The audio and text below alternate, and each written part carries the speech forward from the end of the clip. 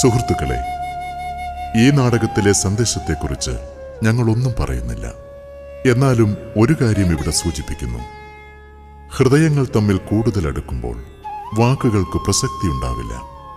വർത്തമാന കാലഘട്ടത്തിൽ പറയേണ്ടുന്ന ഒരു കാര്യം വളരെ വിനയപൂർവ്വം ഞങ്ങൾ പറയാൻ ശ്രമിക്കുന്നു. നിങ്ങളുടെ ശ്രദ്ധാപൂർവമായ വീക്ഷണം അഭ്യർത്ഥിച്ചുകൊണ്ട് ഗുരുനാഥൻ. നാടകരചന ഇബ്രാഹിം വെങ്ങര. നാടക സംവിധാനം അലി അരങ്ങാടത്ത്. അഭിനേതാക്കൾ വി കെ രവി, അബ്ദുള്ള കൊയിലാണ്ടി, ബിൽന രജീഷ്, അലി അരങ്ങാടത്ത്. അവതരണം 1-to-1 മീഡിയ.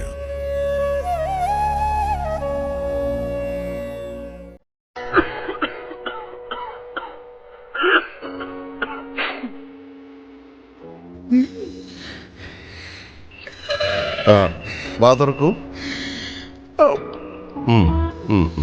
അമർത്തി പിടിക്ക.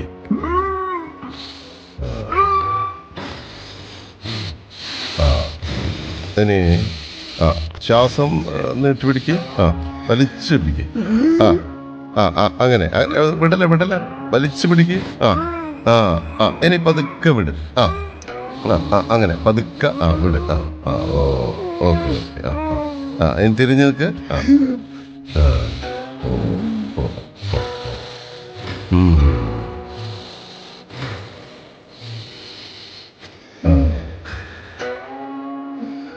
സ്മോക്ക് ചെയ്യാറുണ്ടോ?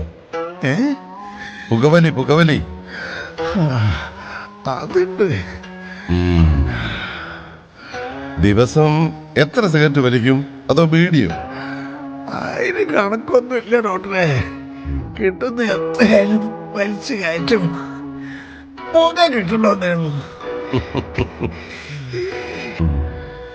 പുകവലി ലങ്സിനും ഹാർട്ടിനും കേടാണെന്നറിയില്ലേ?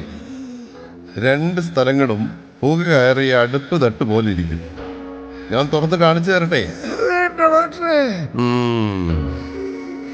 പിന്നെ നമ്മുടെ ആരോഗ്യം നമ്മൾ തന്നെ നോക്കണം. വേറെ ആര് വിചാരിച്ചാലും നടക്കില്ല. തമ്പുരാൻ പോലും. മനസ്സിലായോ? ഇനിയെങ്കിലും പുകവലി നിർത്തിക്കൂടെ? അതൊക്കെ ഒരുപാട് നോക്കിയതാണ് ഡോക്ടറെ. തോറ്റുപോയി ഡോക്ടറെ. ഇത് വച്ചില്ലെങ്കിലേ ഒരു പുകച്ചില്ല. അകത്തുള്ള പുക കണ്ടിനോട്ട് വരും.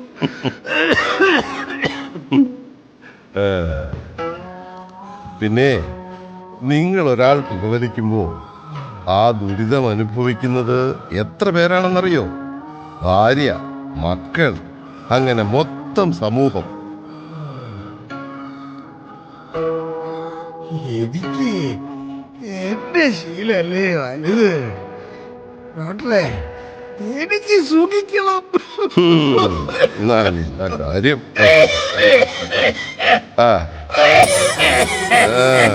ശരി. ഞാനേ തൽക്കാലം ഒരു മരുന്ന് കുറിച്ച് തരാം. പിന്നെ ജീവനോടും ജീവിതത്തോടും താല്പര്യം ഉണ്ടെങ്കിൽ പുകവലി നിർത്തിയേ പറ്റൂ. മനസ്സിലായോ? ഇതാ ഈ മരുന്ന്. ഇത് ഗുളികയാണ്. ഇത് 3 നേരം കഴിക്കാം കേട്ടോ. ശരി.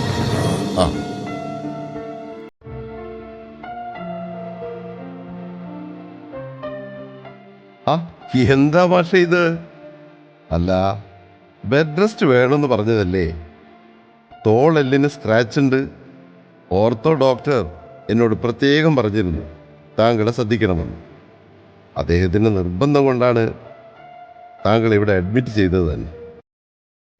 എൻ്റെ ശിഷ്യനായിരുന്ന ഡോക്ടർ മഹേഷ് കുമാർ അതേ ചെയ്യൂ. ഗുരുശിഷ്യ ബന്ധം, ഭാര്യാഭർത്തൃ ബന്ധം, അതിൻ്റെയൊക്കെ പൊരുളറിയുന്ന വ്യക്തിയാണ് doctor Mahesh Kumar. Sorry doctor, താങ്കളെ കാണാൻ പുറത്തൊരുപാട് പേഷ്യൻസ് ടോക്കണെടുത്ത് കാത്തിരിക്കുന്നു. ശരിക്കും പറഞ്ഞാൽ ഞാൻ ചെയ്തത് മര്യാദകേടാണ്. പക്ഷേ താങ്കളെ കാണാൻ നിൽക്കുന്ന ആ കൂട്ടത്തിൽ എൻ്റെ ശിഷ്യരിൽപ്പെട്ട ഒരാൾ കൂടി ഉണ്ടായിരുന്നു.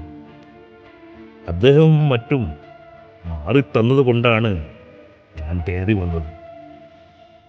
ഒരു അധ്യാപകൻ്റെ സമ്പത്താണ് ഡോക്ടർ ശിഷ്യഗണങ്ങൾ. ആ, ഞാൻ വന്നത് ഈ കെട്ടൊന്ന് അഴിച്ചു തരണം. ഒരു സ്വതന്ത്രമില്ലായ്മ. സാർ എന്താണ് പറയുന്നത്? ഒരാഴ്ച കഴിയാതെ കെട്ടഴിക്കാൻ പറ്റില്ല. അറിയാഞ്ഞിട്ടല്ല, പ്രായമുള്ളവർ കൂടുതൽ ശ്രദ്ധിക്കണമെന്ന് പറയാറുണ്ട്. അത് ശരിയാണ്. മൂത്ത എല്ലുകൾ പൊട്ടിയാൽ മുണ്ടിച്ചേരാൻ ബുദ്ധിമുട്ടാണ്. ഇതൊക്കെ ഓർമ്മിപ്പിക്കുന്ന ഒരാൾ ഉണ്ടായിരുന്നു വീട്ടിൽ. ശ്രദ്ധ അല്പം മാറിപ്പോയി. അതാണ് ബാത്റൂമിൽ വീണത്.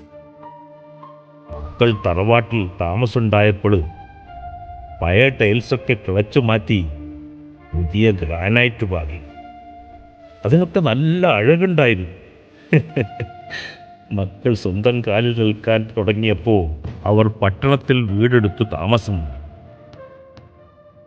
അപ്പോഴേക്കും ഞാൻ റിട്ടയർഡായി. ഭാര്യ ലക്ഷ്മിയും ഞാനും 4 കെട്ടും പഠിപ്പുരയുമുള്ള വയൽക്കരയിലെ വലിയ വീട്ടിൽ തനിച്ചായി. ഞാൻ അവളെയും അവൾ എന്നെയും ശുശ്രൂഷിച്ചു. ഇപ്പോൾ ലക്ഷ്മി, ഡോക്ടർ ഇതൊന്ന് അയച്ചു തരാൻ പറയൂ പ്ലീസ്. ഞാനൊരു കാര്യം ചെയ്യും സാറ്, ഇതഴിക്കാതെ വീട്ടിൽ പോയിട്ട് വിശ്രമിച്ചോളൂ. ഒരാഴ്ച കഴിഞ്ഞ് ഇങ്ങോട്ട് വന്നിട്ട് ഇത് അഴിച്ചു മാറ്റിയാൽ മതി. അവിടെ ആകുമ്പോൾ താങ്കളുടെ ഭാര്യ ഉണ്ടാവുമല്ലോ ശ്രദ്ധിക്കാൻ. താങ്കളെന്താ ചിരിക്കുന്നത്? ഞാൻ ചിരിച്ചു. ഞാനത് അറിഞ്ഞില്ലെന്നു. ഡോക്ടർക്ക് അങ്ങനെ തോന്നിയതായിരിക്കും. പുറത്ത് കാത്തു നിൽക്കുന്നവർ മുഷിയും. എൻ്റെ അപേക്ഷ ഡോക്ടർ ഒന്ന് അനുസരിക്കൂ. ഡോക്ടർ, കുടുംബകാര്യങ്ങൾ ഡോക്ടറോട് പറയേണ്ടതില്ല. പക്ഷേ നാം ഇത്രയും അടുത്ത സ്ഥിതിക്ക് പറയട്ടെ, ലക്ഷ്മി ഇപ്പോൾ എന്നോടൊപ്പമില്ല. ഓ, അത് ശരി. അവരിപ്പോ മക്കളോടൊപ്പമാണോ? എങ്കിൽ ഞാൻ സന്തോഷിച്ചേനെ. മക്കൾക്ക് വൃദ്ധരായ അച്ഛനമ്മമാർ ഭാരമാകുന്ന കാലമല്ലേ ഇത്. ലക്ഷ്മി ശാന്തിഭവനം എന്ന ഓർഫനേജിലാണ്. അവിടുത്തെ അന്തേവാസികളോടൊപ്പമാണ് താമസം. ദാരിദ്ര്യം കൊണ്ടല്ല, ഒരു സ്ത്രീയെ പരിചരിക്കാൻ പുരുഷന് ചില പരിമിതികളുണ്ടല്ലോ. ഓർഫനേജിൽ അവൾക്കായി ഒരു മുറിയുണ്ട്. അവളെ നോക്കാൻ ഒരു സ്ത്രീയുമുണ്ട്. ലക്ഷ്മിക്ക് മറവി രോഗമാണ്. പ്രസവിച്ചു വീണ ഒരു പൈതലിൻ്റെ സ്വഭാവമാണ് അവൾക്കിപ്പോൾ. എല്ലാ മാസവും ഞാൻ അവളെ സന്ദർശിക്കും. പക്ഷേ ഞാൻ ആരാണെന്ന് അവൾക്കറിയില്ല. ഇന്ന് ആഗസ്റ്റ് 15 ഡോക്ടർ, ഇന്ത്യക്ക് സ്വാതന്ത്ര്യം കിട്ടിയ ദിവസം. അവളെ ഇന്ന് തലയിൽ കാച്ചിയ എണ്ണ തേച്ച് കുളിപ്പിച്ച് പുളിയിലക്കരയുള്ള ഇസ്തിരിയിട്ട മുണ്ടുടുപ്പിച്ച് അതിനൊത്ത ബ്ലൗസും നേരിയതും നെറ്റിയിൽ കുങ്കുമവും അതിന് താഴെ ചന്ദനവും പുരട്ടി എന്നെ കാണിക്കാനായി ഓർഫനേജിലെ അന്തേവാസികൾ ഒരുക്കി നിർത്തിയിട്ടുണ്ടാകും. എനിക്ക് അവിടെ പോയി അവളെ ചേർത്ത് പിടിച്ച് ആ നെറ്റിയിൽ ചുംബിക്കണം. അതെ, അന്തേവാസികൾക്ക് എൻ്റെ കയ്യാൽ മധുരം കൊടുക്കണം.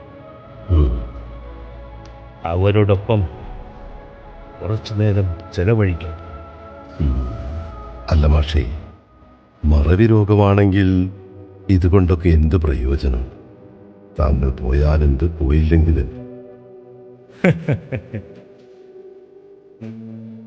ഡോക്ടർ, താങ്കൾ ചെറുപ്പമാണ്, അനുഭവം കുറവായിരുന്നു.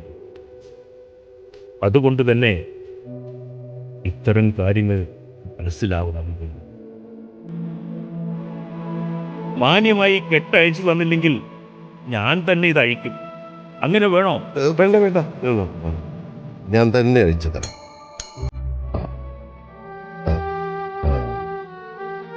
അധ്യാപകന് ഇത്രയും വാശി പാടില്ല. ഒടിഞ്ഞ അസ്ഥികൾ കൂടിച്ചേരേണ്ടതുണ്ട്. അതിന് ധാരാളം സമയമെടുക്കും. കൂടിച്ചേരണമെങ്കിൽ 2 അസ്ഥി വേണം. ഇപ്പോൾ ഒരസ്ഥിയേ എൻ്റെ ശരീരത്തിലുള്ളൂ. ഡോക്ടർ, താങ്കൾ പറഞ്ഞത് തീർത്തും ശരിയാണ്. എന്തിനും അതിൻ്റേതായ സമയമുണ്ട്. പക്ഷേ ഞാൻ പറഞ്ഞത് എൻ്റെ ഭാര്യയായ ലക്ഷ്മിക്ക് മറവി രോഗമുണ്ടെന്നാണ്. അതെ. എനിക്ക് മറവി രോഗമില്ല ഡോക്ടർ. എൻ്റെ ലക്ഷ്മിയെ വാരിപ്പുണരുമ്പോൾ ഒട്ടിയ അസ്ഥി വേറെയാവും. ഞാൻ വിശ്വസിക്കുന്നു. Oh yes, I know. Thank you doctor, thank you. Welcome. You are great.